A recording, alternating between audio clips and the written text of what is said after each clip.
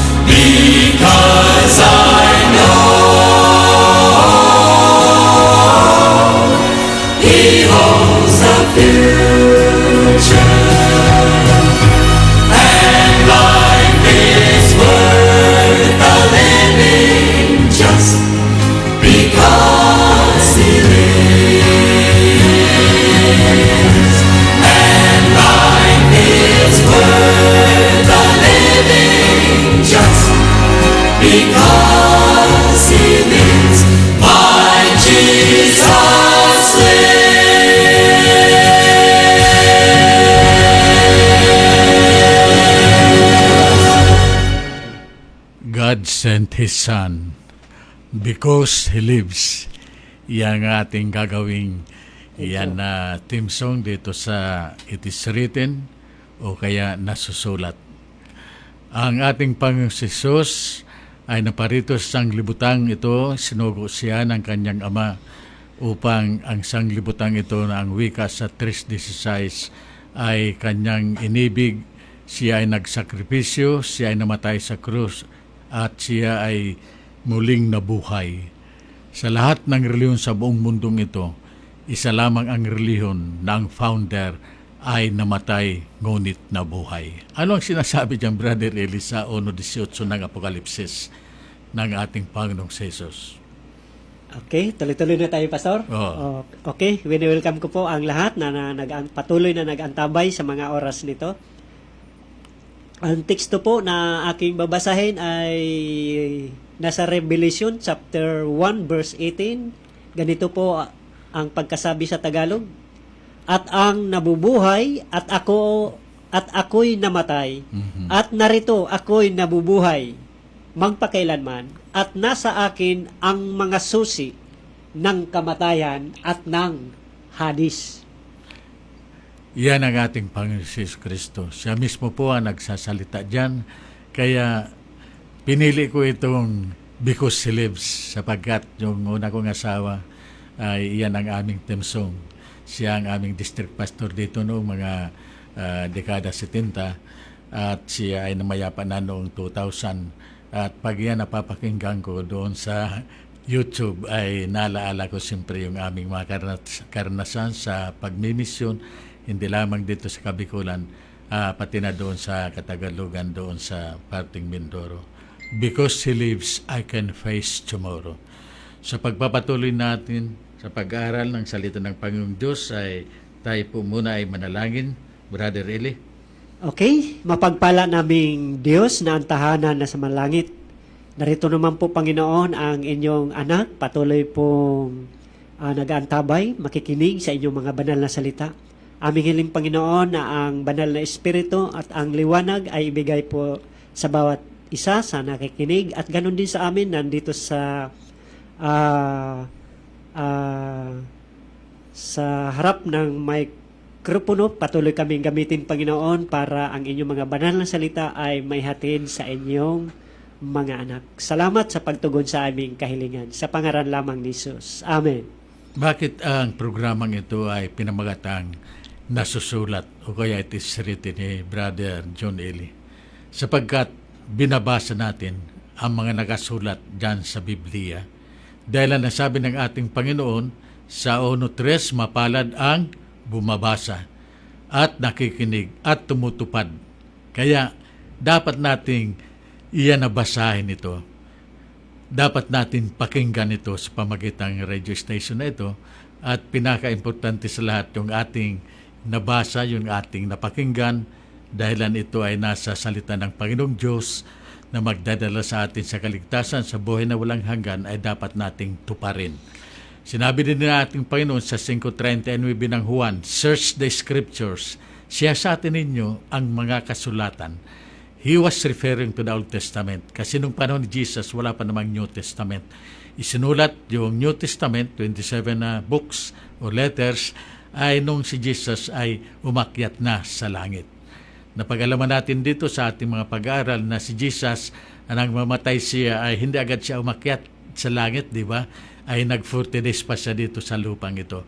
Kaya napag-alaman natin na yung sabi ni Jesus na sinasabit ko sa iyo ngayon, makakasama kita sa paraiso. Sinasalita niya noon na yung death o kaya yung iyan na sabi natin tulisan, isa sa mga pinako din sa krus ay makakasama ng ating Panginoong Kristo. Ngunit hindi oraw mismo na noong araw na yon. Mali yung kama. Kaya si Jesus, mayroon siyang assurance na ibinigay doon sa iyan na magnanakaw na pagdating ng panahon sa pangalawang pagpakita niya sa lupang ito ay makakasama niya doon sa paraiso kaya doon sa langit na bayan. Marami na tayong pag-aralan dito, lalo na yung mga hula sa Daniel at sa Apokalipsis. Na pag-aralan natin yung dalawang babae, na yung babae na nasa Kapitulo 12, walang iba kundi ang tunay na iglesia sa lahat ng kapanahunan. At ang iglesyang ito na babae ay mayroon siyang binhi. Nang binhing ito, ang wika, the remnant of her seed. The remnant of her seed, ang iyan na ito ang ating tatalakayin ngayon. At sapagkat napaka-importante nito na malaman natin ano ba itong remnant of her seed at ano ba itong iglesia sa huling kapanahunan. 12:17, pag-ibasa sa Tagalog. Ang wika sa Tagalog, sa English, ang sabi doon ay, and the dragon was wroth with the woman. Ano?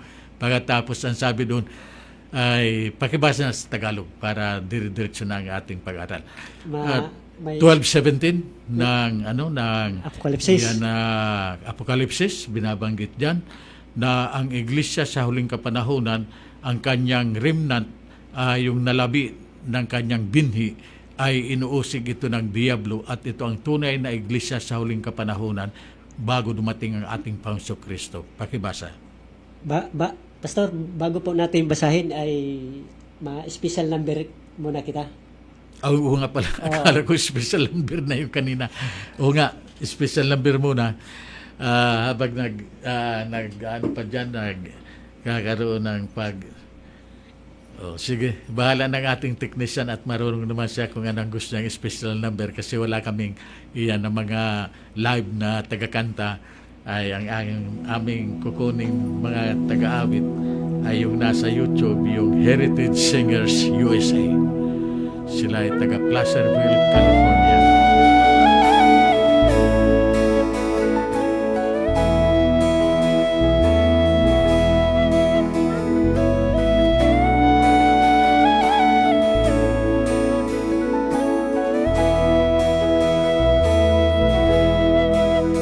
Christ alone, my hope is found.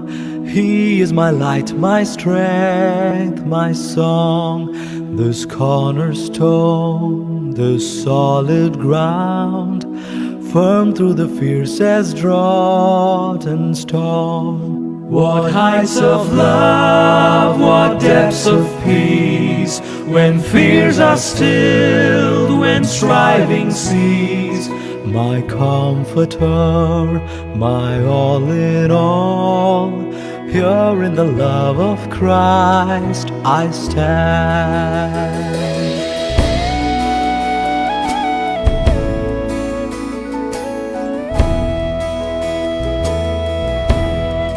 In Christ alone, who took on flesh, fullness of God in helpless babe, this gift of love and righteousness, scorned by the ones he came to save, till on that cross as Jesus died, the wrath of God was satisfied.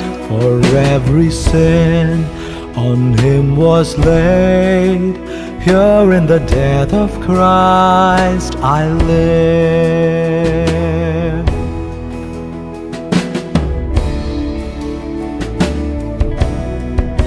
There in the ground his body lay,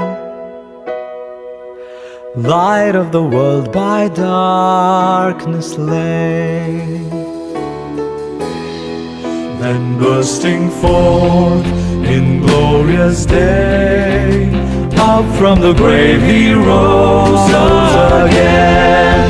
And as he stands in victory, sin's curse has lost its grip on me. For I am his and he is mine, bought with the precious blood of Christ. No guilt in life, no fear in death, this is the power of Christ in me. From life's first cry to final breath, Jesus commands my destiny.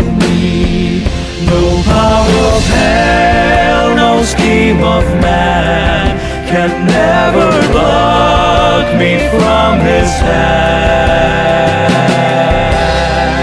till he returns or calls me home. Here in the power of Christ I stand. In Christ alone, in Christ alone.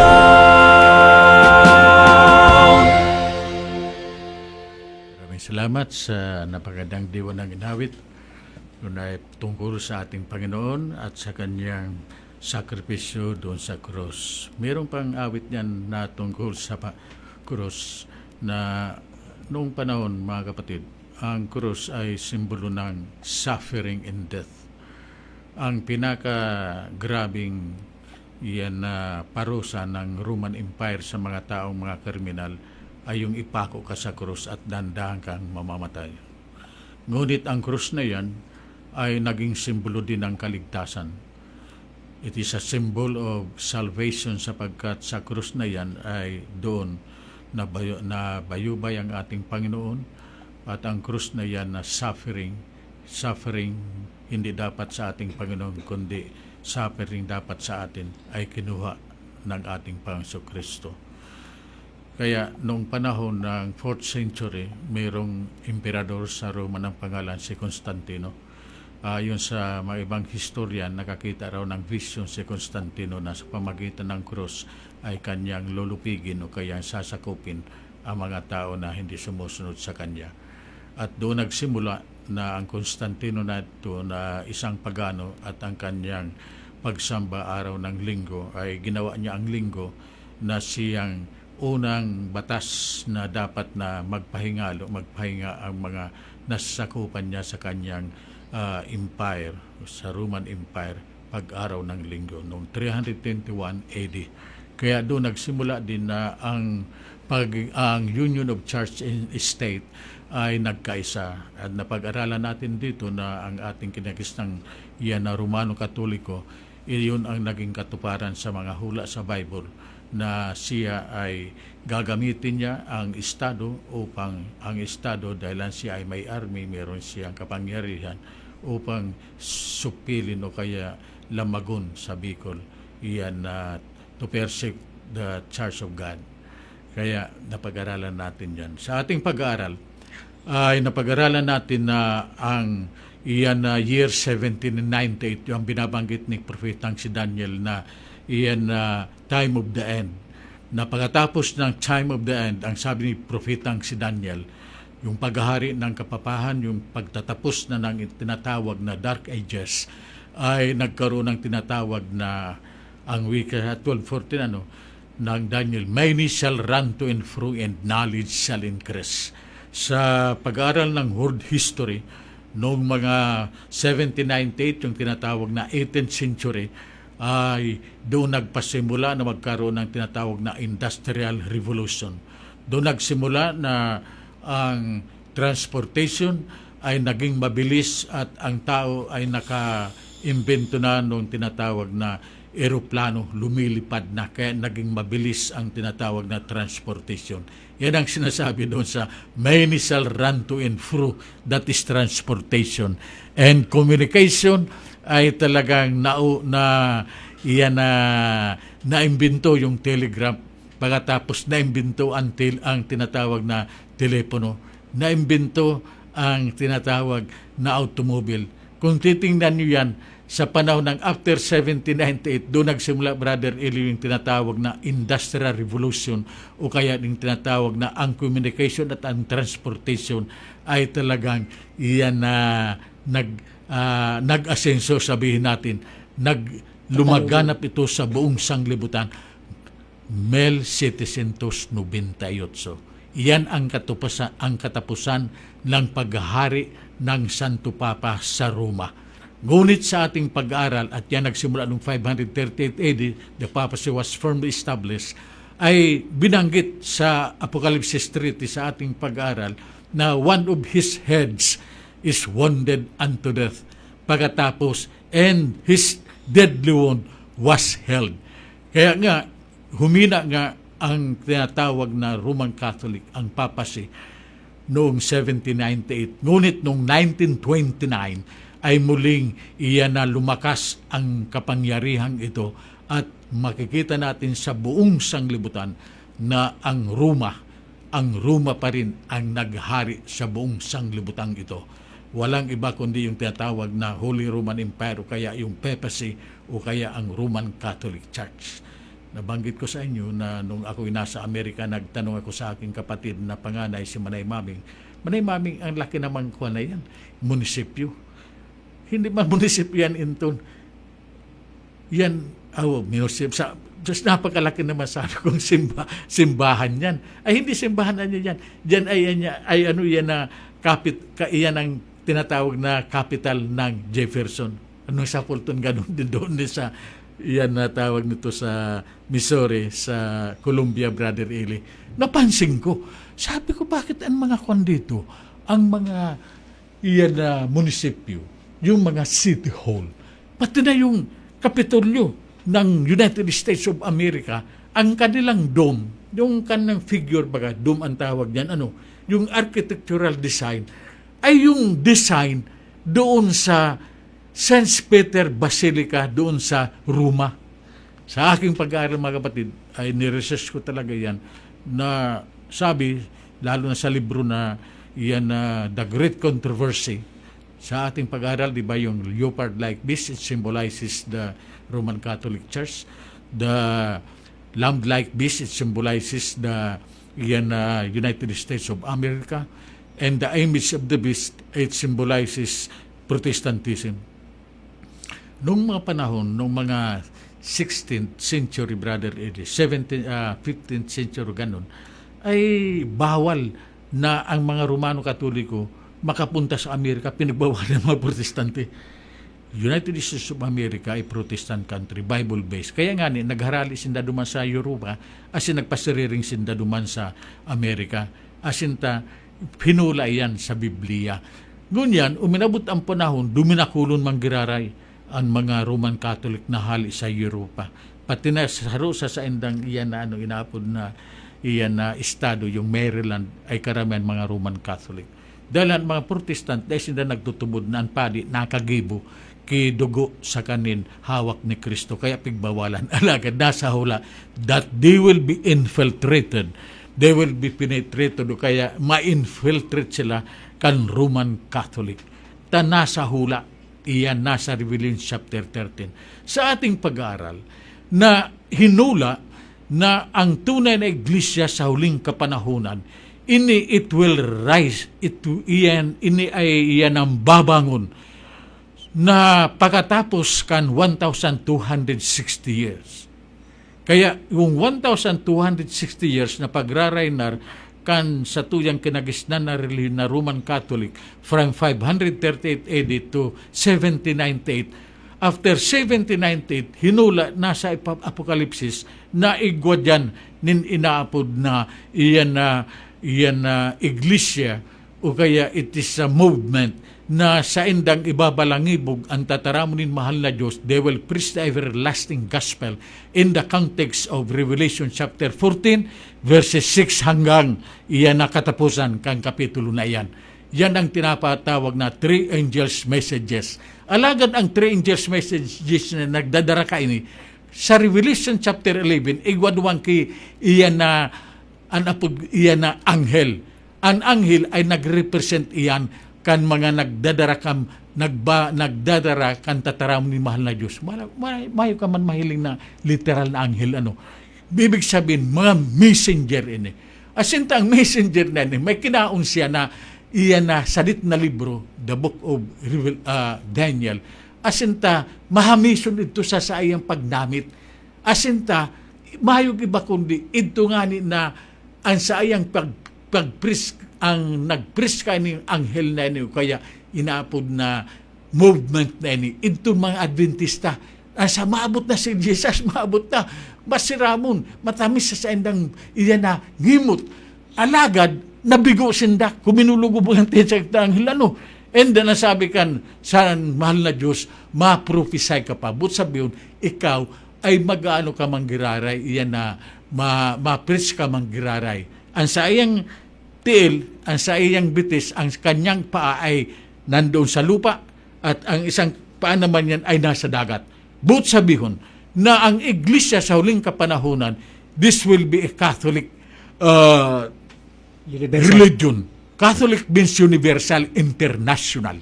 Kaya anuman na reliyon sa mundo na inin, na bakong international, iyan ay piki yan, bako yan tunay na iglesia ng Panginoong Diyos sa mga huling araw.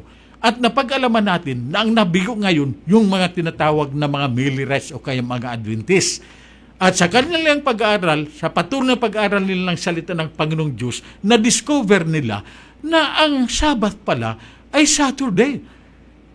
Na-discover nila sa pamagitan ng Rachel Ox Preston na sarong maestra kan Seventh-day Baptist na naging member sa inaapod na Advent Movement ay iyo nagdara kan tataram ni mahal na Diyos. Sabi niya kay Joseph Bates, kay Lofboro, kay Haskell, kay Andros, kay iyan na James White, asinta nagum ni James White ang daragan ang ngaran si iyan na Ellen Gold Harmon, naging Ellen G. White, na sabi niya, ang katotohanan talaga, ang Sabat bago Domingo, kundi Sabado. Duman, sa indang ni-research iyan. Asin nagkaigwa na nin-vision sa Ellen G. White, kunta daw ta nabigo ang mga Seventh Adventist. Asin sa tuyang pag-aral na ini, taan pagtubod kantukan mga Adventist, mga Domingista sinda, mga nagkakangki mga urig, mga karumalduman na iyan, bako pa mahal pa Seventh Adventist, mga Adventist lang apod sa inda o kaya pigbansagad sinda na Millerites dahil lanta ang pinaka-proponent kan Second Coming of Christ, ang pinaka-leader ninda, mawalang iba kundi si nga nito, si Miller. William Miller. Na. Gunyan, ipinahaling na nabigo sinda. Na iyo pa lang ito ang sagisag duman-duman sa unsikan Apokalipsis na ito na anghel na sa iyang kuhan ito na libro na Daniel ay mahamison, ay maabot that then shall the sanctuary be cleansed. They thought that the sanctuary that will be cleansed is the earth. Alagad sa tuyang pag-adal, bako man pa lang ito. Pinagadalan niya ito digdi, ang sanctuary pa lang duman sa langit. Ngunyan, ang nangyari sa indang isinakabuhayan na ang Sabbath. Kaya inapod na sinda na Seventh-day Adventist. And they are waiting for the second coming of Christ. Duwang doktrina na dakulao na doktrina asinta iyan ina pinaka-importante doktrina sa Biblia, yung second coming of Christ. Hulitan sabi sa Tito 1:3 ang sabi duman ito ay dakilang Diyos. pag-asa, di ba? Kaya dakilang pag-asa ang second coming. And then ang Sabbath naman, ang sabi naman duman sa Isaiah 56:1-2, ang kanyang kaligtasan, ang kaligtasan ng Panginoong Diyos ay hayag doon sa mga Sabbath keeper. Ang sabi sa Diyos ay sinda ay mapalad. Now, sa tuyang pag-aaral nga ni na ang Advent Movement, ang iglesia na sa uling kapanahon na ini ay malitaw ito. Kaya mabangon ini pagkatapos kan 1790. Kaya kan 1844, October 22, mga Adventist itong mga Millerites ay nabigo sinda. Ang kabiguan na ini ay nilalarawan duman sa iyan Apokalipsis Kapitulo 11. Asinta, ang kabiguan na ini, iniman ang nagdara sa inda, tanganing pag-adalan talaga ninda ang Biblia. The path of the just is like a shining light that lighteth unto a perfect day. Ang pinaka obhito kan three angels' message, mayong iba kundi ang mga katotohanan na ang mga katotohanan na ito sa satuyang pag-adal, ito ay ibinaon ng malalim ng ating kinagisnang rehiyon na Romano Katoliko na ito ay dapat na ito ay ating alamin, dapat na ito hukayin ito at muli natin ito i-preach sa buong sanglibutan. Halimbawa, ano ang katotohanan ng mga iyan na ibinaon kan sa tuyang kinagisnan na Roman Catholic na sa tuyang pag-aral, iyon na nga the other woman, yung Babylon, Mystery Babylon, the Great, the Mother of Harlots. Halimbawa, yung inaapod na immortality of the soul. Na ang tao daa, igwaning kalag na daing nagagadan. Alagad sa tuyang pag-aral sa Biblia, ang kalag kita mismo nagagadan kita, asinta mortal kita. Ano pa ang katotohanan na ibinaon kan sa tuyang kinagisnan na reliyon? Mayong iba kundi ang pangingilin ng araw ng Sabbath. Imbes na Sabado, ang pagliyon ay mismo baga sa pasyon, ito'y pasunod sa atin ng Diyos na maway na kung kaya't pinagbili na talimayan at sundin ang Sabado'y ipangilin.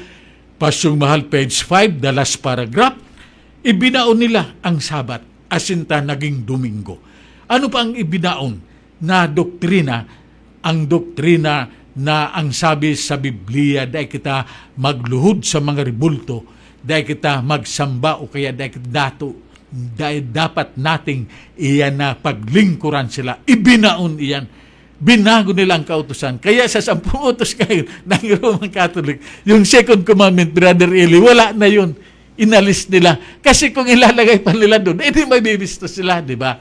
Tama. Ngayon, ang katotohanan ito ay sinasabi ko sa inyo mga kapatid, sapagkat hindi natin alam ito noon. Kaya ang mithiin ng pabalita ng 3 sinugong anghel ay muli tayong makabalik sa original na pananampalataya. Ang sabi sa Jude, di ba? Ang sabi niya, the doctrines or the faith that was once delivered to the saints. Kaya ang pinag-usapan natin dito, walang iba kundi yung tunay na pananampalataya, yung tunay na aral, yung tunay na doktrina. Yan ang ating inahayag dito. Hindi yung tinatawag na organisasyon. Kailan lang nagkaroon ng Seventh Adventist? Nung nagsimula lang ito officially noong 1863. Ang sabi naman sa Bible kasi, ay may nanauna ngayon, may nahuli na nauna. Kung ang pag-usapan ay doktrina ayon sa Biblia, teaching, walang iba, ang sumusunod talaga niyan, ang tinatawag na remnant of her seed, which keep the commandments of Jesus Christ and have the testimony of Jesus. Yung tinatawag na iyan na, ang tawag niyan ay spirit of prophecy. Pakibasa ng Isaias 8:20, sapagkat iyan ang doktrina na dapat nating malaman. Yan ang tinatawag na standard. Kung talagang ang mga ngaral, ang pastor, ministro o pare ay talagang iyan ay kanyang tinuturo at sinasakabuhayan. Tanungin natin si propetang si Isaias sa 8:20. Ano sabi Ganito niya? po ang pagkasabi, sa kautusan at sa patutuo, kung hindi sila magsalita ng ayon sa salitang ito, tunay na walang umaga sa kanila. Sa English, ang sabi, to the law, To the law and to the testimony. If Yan. they speak not according to this word. there is no light in them. Yan. Sa Tagalog, walang umaga. Big sabihin, walang umaga. Pag, yan, na pagbangi baga, di mariklomon. But there is no light in them. Ibig sabihin, walang kaligtasan. Walang kaligtasan. Sapagkat inang sinasabi ng Biblia, pag ating Itakwil. tinalikuran, kung ating itinatakwil ang 10 utos ng Diyos, walang kaligtasan dyan. Pinag-aralan natin yan. 22:14, ang sabi doon sa the last book of the Bible, blessed are they that do His commandments, that they may have right, biro mo right, na makapasok ka doon sa New Jerusalem. Hindi pa natin napag-aralan dito ang New Jerusalem, ano? Yung syudad, yung wala pa. metropolis, yung kapitolyo ng New Heaven and Earth. Makakapasok tayo doon at mayroong blessing sa bawat isa sa atin kung tayo susunod ng kautusan ng Diyos. May blessing din sa Sabat, di ba? Blessed is the man that keepeth the Sabbath. Sabi sa 56:2 ng propeta Ezekiel. Now, may binanggit doon na testimony. Pakibasa diyan kan iyan na 12:17. Kaining iyan na Apokalipsis. Ano? Ganito po ang pahayag sa 12:17 ng Apokalipsis. At nagalit ang dragon sa babae at umalis upang bumaka sa nalabi sa kanyang binhi, na siyang nagsisitupad ng mga utos ng Diyos at may at patutuo. mga may patutuo ni Jesus. Yan. Binanggit ni Isaias din ang patutuan. No? Oh. Hindi naman binanggit sa New Testament, the last book of the Bible, na ang tunay na iglesia ng Panginoong Diyos, yung tunay na mga ngaral, yung tunay na pastor, ay talagang nandoon pala sa iglesia niya yung patutuo ni Jesus, at binanggit ulit yan yung tinatawag na they are keeping the commandments of God. Ano yung patutuo ni Jesus? What is Let the this Bible thing? interpret itself. 19:10. Pakibasa 19:10 of Revelation. Ano ang sabi dyan? 19:10. Ano? Ganito po Kasi may ang binabanggit pagkasabi. At ako'y nagpatira pa sa kanyang paanan upang siya'y aking sambahin. Yung pagsandali, yung pagpapatiripa pala, kayo pagluhod, ano? Isang Ay, pagsamba. pagsamba na palang yan, ano? Sino sasambay niya ni Juan? At sinabi niya sa akin, ingatan mong huwag gawin iyan. Yan, huwag kang Ako'y ganyan. kapwa mo alipin. Alipin. at ng iyong mga kapatid Yan. na mayroong patutuo ni Jesus. May patutuo ni Jesus. Sumamba ka sa Diyos sapagkat ang patutuo ni Jesus ay siyang espiritu ng hula. Yan. Spirit of prophecy. Isayas 8:20, patutuo, binanggit. Sa 12:17, binanggit din yan, patutuo ni Jesus. At ang wika ng anghel, ang anghel ang nagsasalita dyan, ang patutuo ni Jesus, walang iba kundi the spirit of prophecy. Yan ngayon ang ating pag-aralan. Ito ay napaka-importante sa bawat sa atin, kaya himay-himayin natin ito. Dito sa libro na tinatawag na Questions on Doctrine. Kaya kung may mga katanungan kayo sa Doctrine ng Seventh Adventist, meron akong libro, bihira na ito, 1957 pa ito. But ito ay nilimbag ng iyan na limbagan o kaya publishing house ng Seventh Adventist noong 1957, Review and Herald Publishing Association. Therefore, this is an official statement o kaya official na stand kan Seventh-day Adventist. Ang kahaputan iyo iniyo. Basahon ko sa iyan na English, question number 9. Do Seventh-day Adventists regard the writings of Ellen G. White as an equal place? Tama. Equal place with the writings of the Bible? Nagtutubod kaya ang mga naniniwala kaya ang mga Seventh Adventist sa mga writings ni Ellen G. White na ito ay equal place with the writings of the Bible? But sabi, kaparo kan mga writers duman sa Biblia, ang sayang mga sinurat na mga libro. Kahaputan niyan. Do you place her in the prophetic class with such men as Isaiah, Jeremiah, Ezekiel, Daniel? Ini baga ay sa indong binubugtak kaarog kan mga writings ni Propetang Isaiah, Jeremias, Ezekiel, as in si Daniel? Ikaduwa na hapot yan. Pangalawang tanong yan. Are her interpretation of Bible prophecy regarded as final authority, and is belief in these writings made a test of fellowship in the Seventh-day Adventist Church? Ang sa iya kayang mga interpretasyon lalo sa Biblia tungkol sa mga propesiya, iyo ang final authority asinta ang mga dapat ini na iyan na maging test of fellowship. But sabihin kan test of fellowship, ay dahil ka pwede na iyan na maging Seventh Adventist kung dahil ka nagtutubod dito sa mga writings ni Ellen G. White in the Seventh Adventist Church. Iningon yan ang satuyang pag-adalan. Now, ganito yan.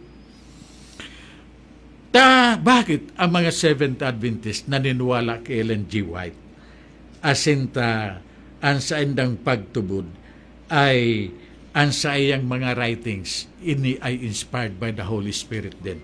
Alagad, the writings of Ellen G. White, iyon na ni, number 1, that we do not regard the writings of Ellen G. White as an addition to the sacred canon of Scriptures. But sabihon, from Genesis to Revelation, iyan ang inapod na canon of Scripture sa mga Protestante. Bago yun, sa mga Roman Catholic, Genesis din hanggang Apokalipsis din. Pero igwasinda kay iyan na libro pa na mas dakol ang libro ka Douay version kaysa King James version na iyo ang Biblia kan mga Protestante. Bakit ang Seventh Adventist ang sa indang final authority ay ang King James version bago ang Douay version? Pag-adalan niya ito yan sa mga susunod nating pag-aaral. Now, kaibahan daw ang mga writings ni Ellen G. White digdi sa Biblia? Dai, bako, Brother Eli. Iyan simbag digdi, ha? Number 1, na ang sabi digdi na that we do not regard the writings of Ellen G. White as an addition to the sacred canon of Scriptures. Kaya nasimbag.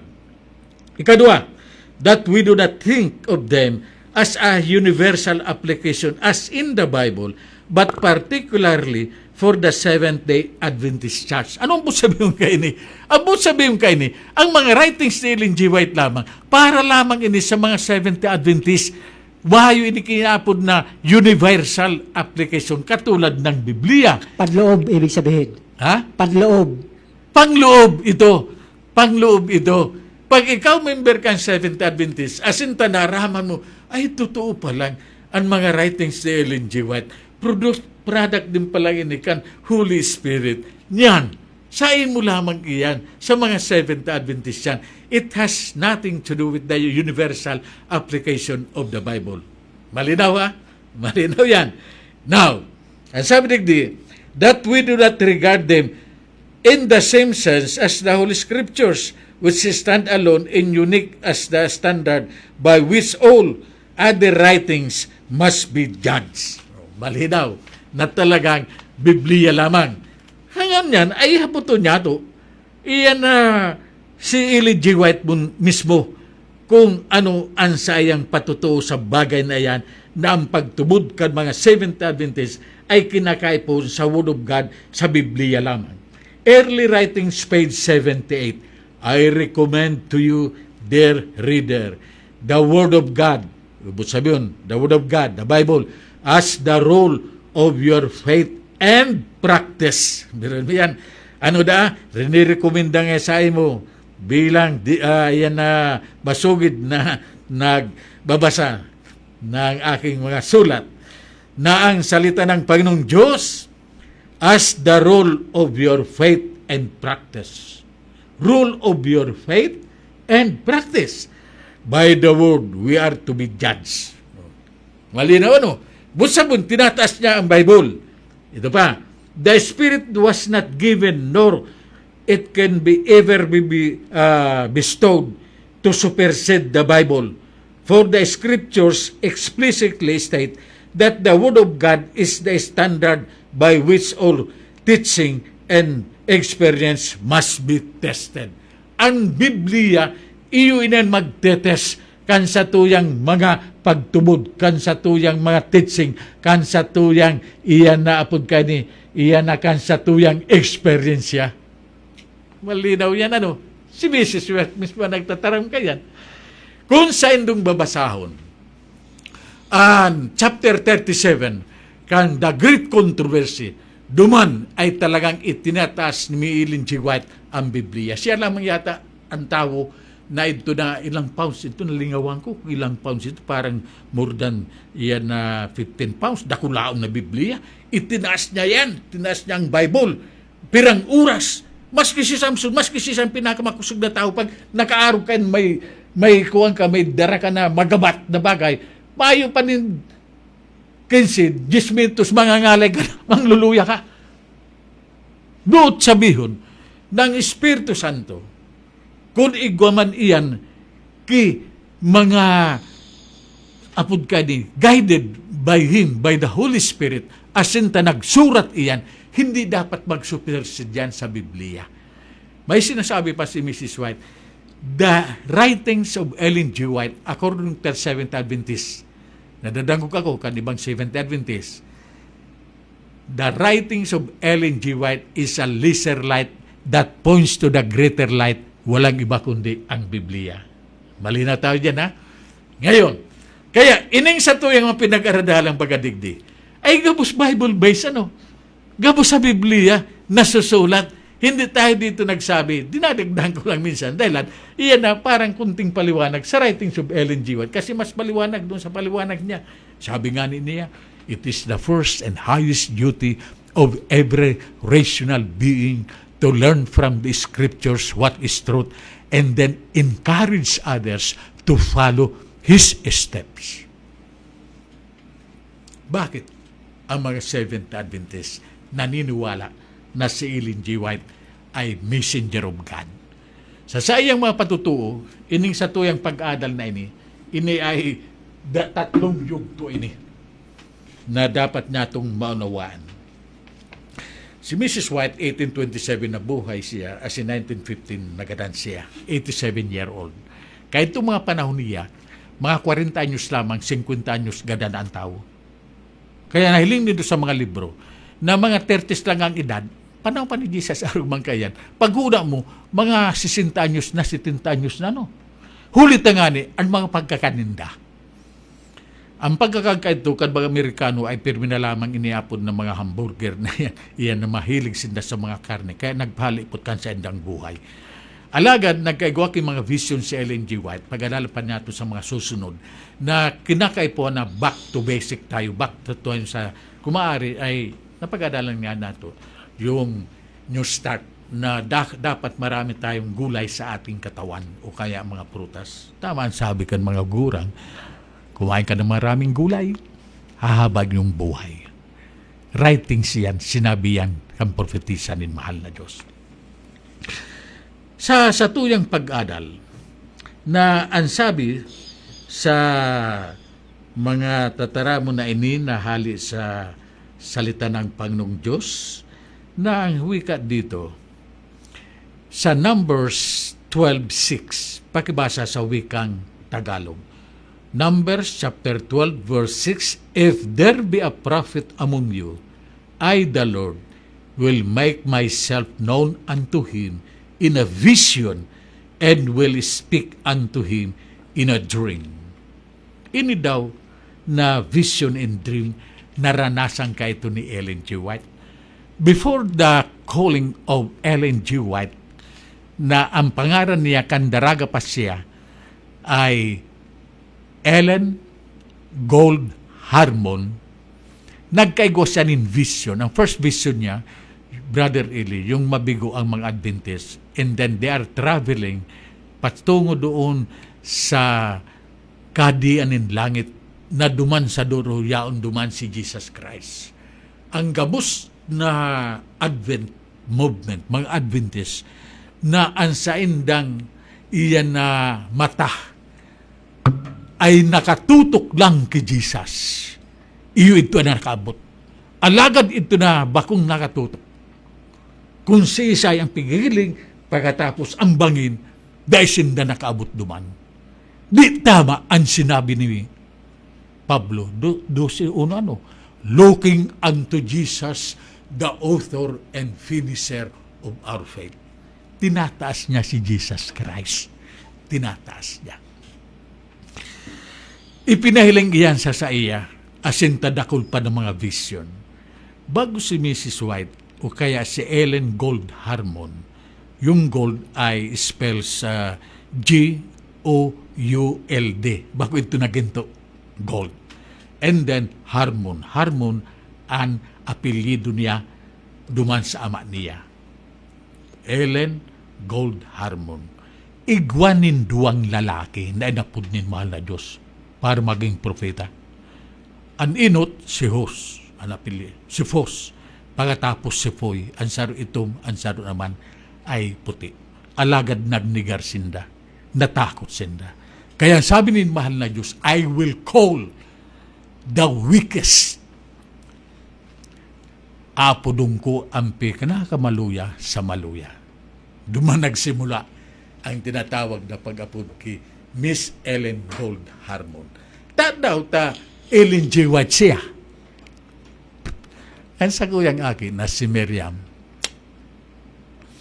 Sabi ko no ini, nano kay didi sa ID mo, ang nakabutang didi.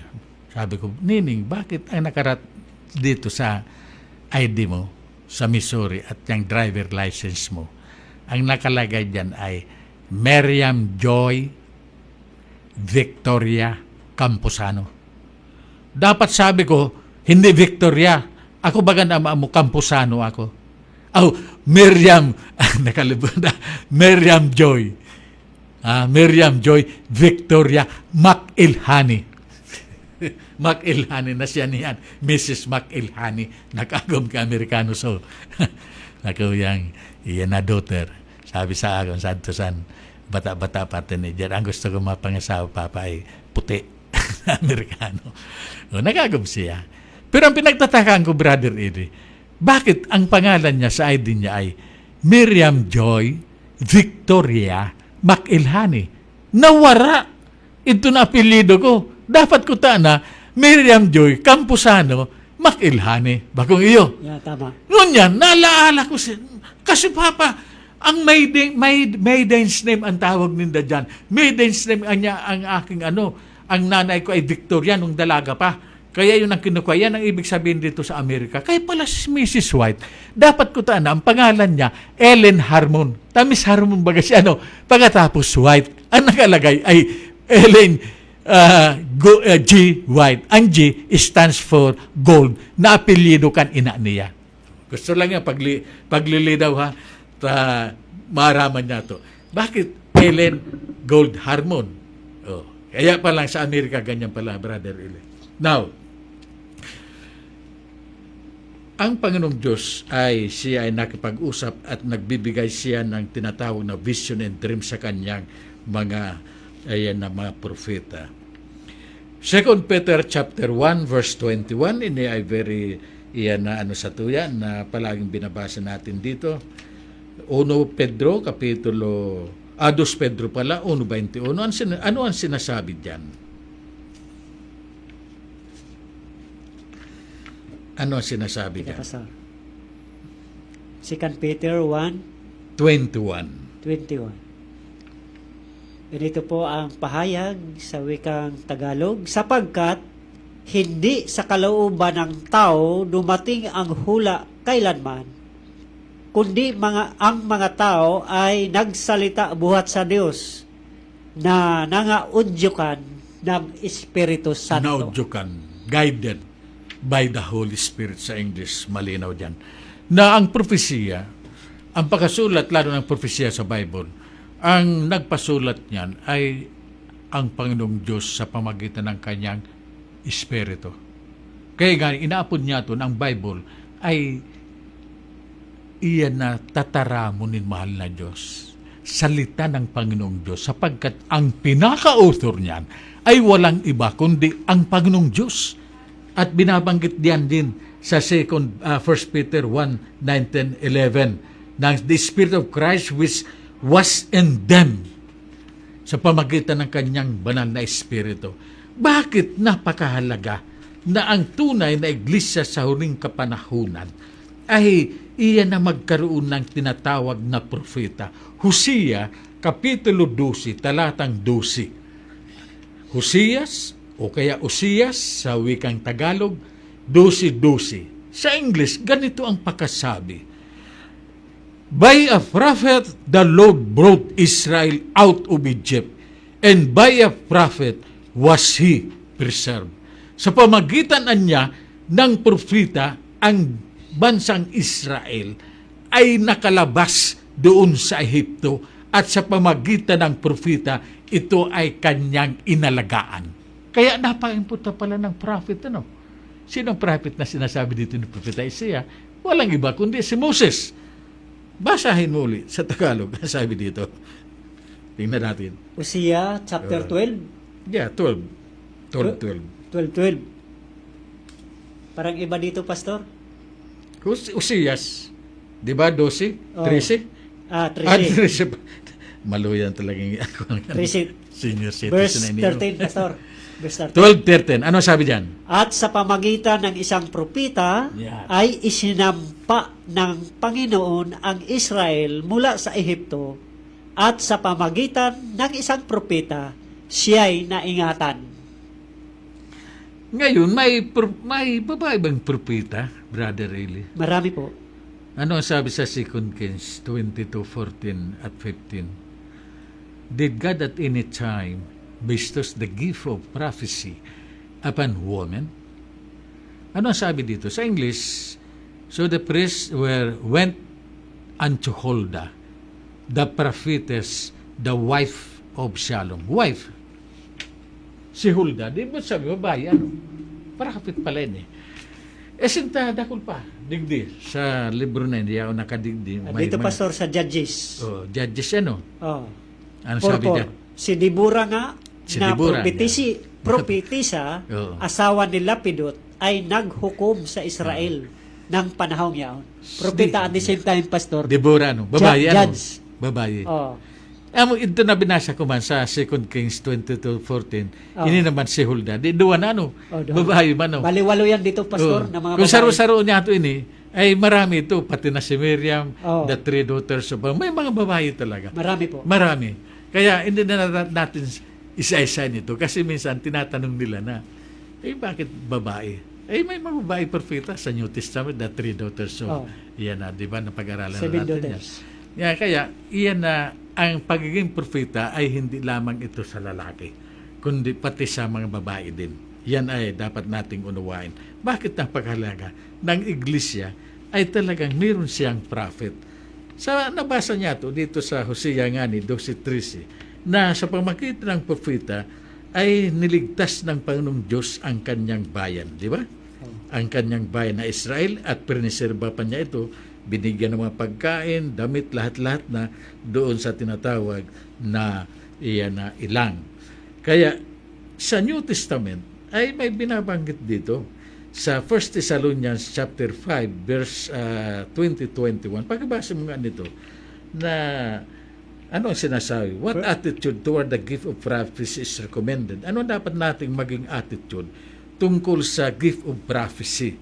20, Kasi Pastor. ang sabi, ang iglesia ay mayroong siyang tinatawag na mga gifts na itinaw sa Ephesians chapter 4 verse 8-11. Mama, ibabasa ni Brother Eddie. Ngunit binabanggit dito sa 1 Thessalonians chapter 5 verse 20 and 21. Ano sabi diyan? Sabi po sa 20, Pastor, sa 5:20 ng First Sige, Thessalonians, hanggang 21. huwag ninyong hamakin ang mga panghuhula. Na paghula. Huwag ang paghula. Prove all things. Diba? Ang sabi dito, hold fast that which is good. Ngayon, basahin naman natin. Sa New Testament na tayo, ha? Huwag natin hawakin yung panghula. Bakit? Anong sabi dito? Anong gift na binigay ng Panginoong Diyos sa kanyang iglesia?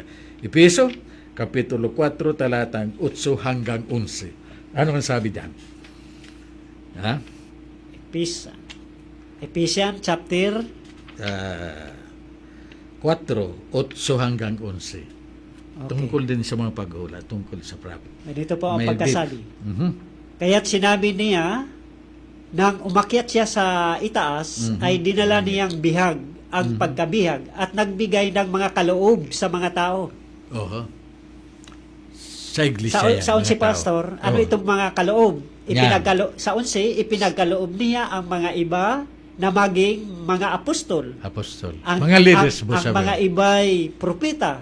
Yan. Oh, yan. At ang Prophets. iba'y ibanghilista. Yeah. At ang iba'y pastor at mga guro. Yan. Ito ang ibinigay ng Panginoong Diyos na gift sa kanyang iglesia. At napag-aralan natin dito ng iglesia na ililigtas ng Panginoong Diyos, walang iba kanda yung remnant church of God. So, therefore, the remnant church of God, yung tinatawag na remnant of Hersid sa huling araw, ay mayroong hula dito na binanggit na magkakaroon ng propeta. Kaya huwag hanamakin natin yung paghuhula na ito. Huwag nating hamakin yung inrawag na prophesying, sabi sa 1 Thessalonians 5:20, sapagkat He gave some apostles and some prophets. Kaya talagang ang tunay na iglesia dapat may propeta.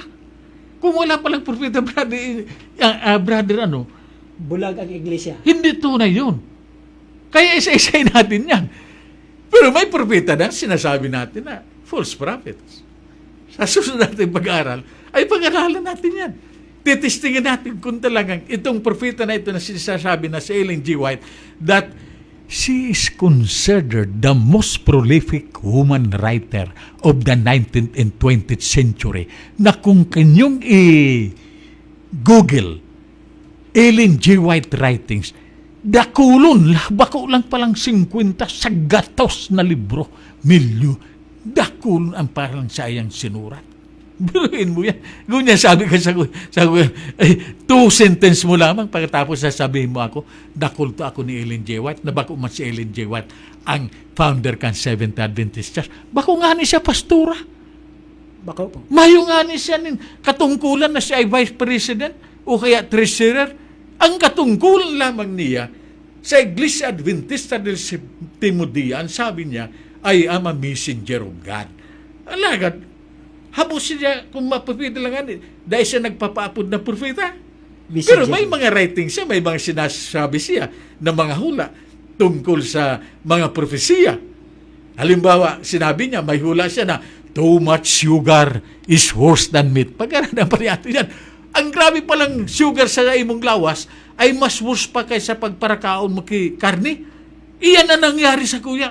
Ang lifestyle ko, poon pa na ako grade 6 hanggang ako nag-high school, hanggang na nag-college ako. Pag uli ko sa balay, mahanap ako ni sugar. Ibubutang ko dito sa, iyan na, sa, ang tawag na ito kaya, sa, may term kita didi. Ito baga na ako na kanin, bahaw.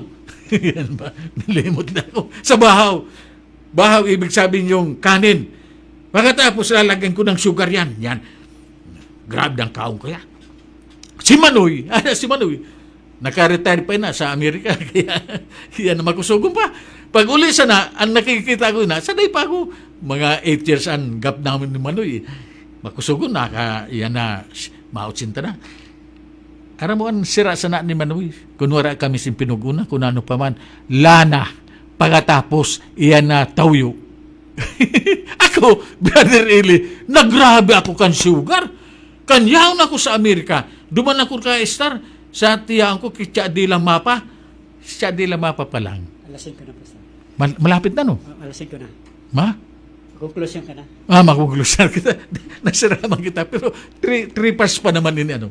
Ungon yan, sa satuyang pag-aral na ito, na ang iglesia sa mahuling araw ay mayroong spirit of prophecy.